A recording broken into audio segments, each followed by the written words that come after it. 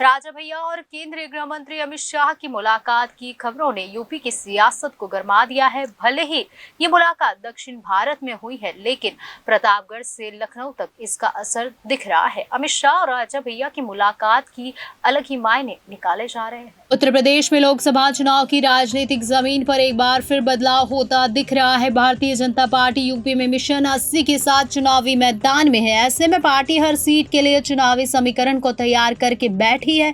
इस समीकरण को साधने के लिए पार्टी के तमाम शीर्ष नेता अपने स्तर पर काम करते हुए दिख रहे हैं। एक तरफ पीएम नरेंद्र मोदी लगातार रैलियां और रोड शो के जरिए यूपी की राजनीतिक माहौल को एक बार फिर भाजपा के पक्ष में मोड़ने की कोशिश में है। वहीं दक्षिण भारत से एक बड़ी खबर आ रही है। जनसत्ता पार्टी लोकतांत्रिक के अध्यक्ष रघुराज प्रताप सिंह उर्फ राजा भैया की केंद्रीय गृह मंत्री अमित शाह से मुलाकात हुई है। सूत्रों के हवाले से आ रही खबर के मुताबिक दोनों नेताओं की मुलाकात बेंगलुरु में शनिवार को रात में हुई। इस बैठक में कई मायने अब निकाले जा रहे हैं। गुजरात में पुरुषोत्तम रूपाला के बयान के बाद से राजपूत की नाराजगी भारतीय जनता पार्टी को लेकर लगातार बढ़ती दिख रही है। केंद्रीय मंत्री पुरुषोत्तम रूपाला ने चुनावी प्रचार के दौरान विवादित बयान दिया था। उन्होंने कहा था कि कई राजपूत शासकों ने ब्रिटिश और अन्य विदेशी आक्रमणकारियों की मदद की, उनसे रोटी और बेटी के संबंध रखे। इसी को लेकर राजपूत समाज का गुस्सा भड़का हुआ है। कांग्रेस महासचिव प्रियंका गांधी ने गुजरात की रैली में इस मामले को एक बार फिर से उठाया। हालांकि पीएम मोदी ने कर्नाटक की रैली में कांग्रेस पर राजा महाराजाओं का अपमान करने का और सुल्तान नवाबों के पीछे खड़े होने की बात कहकर मुद्दे को अलग ही रुख देने की कोशिश की।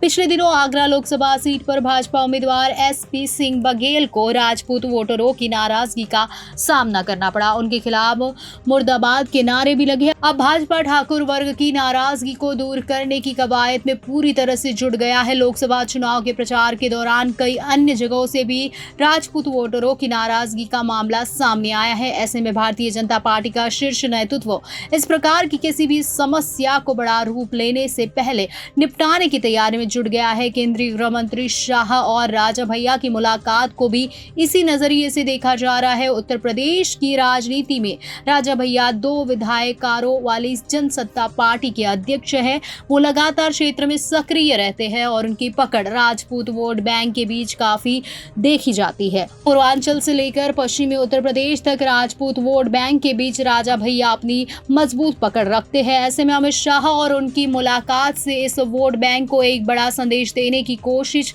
करते वो दिख रहे हैं। इस बार लोकसभा चुनाव में राजा भैया की पार्टी ने प्रतापगढ़ सीट से उम्मीदवार नहीं उतारा है। ऐसे में राजा भैया के साथ दिखकर अमित शाह एक बड़े वर्ग को साधने का प्रयास करते दिखेंगे। राज्यसभा चुनाव के दौरान राजा भैया ने भाजपा को समर्थन दिया था। बेंगलुरु की इस मुलाकात के जरिए दोनों पार्टी के संबंध और भी मधुर होने के आसार दिख रहे हैं।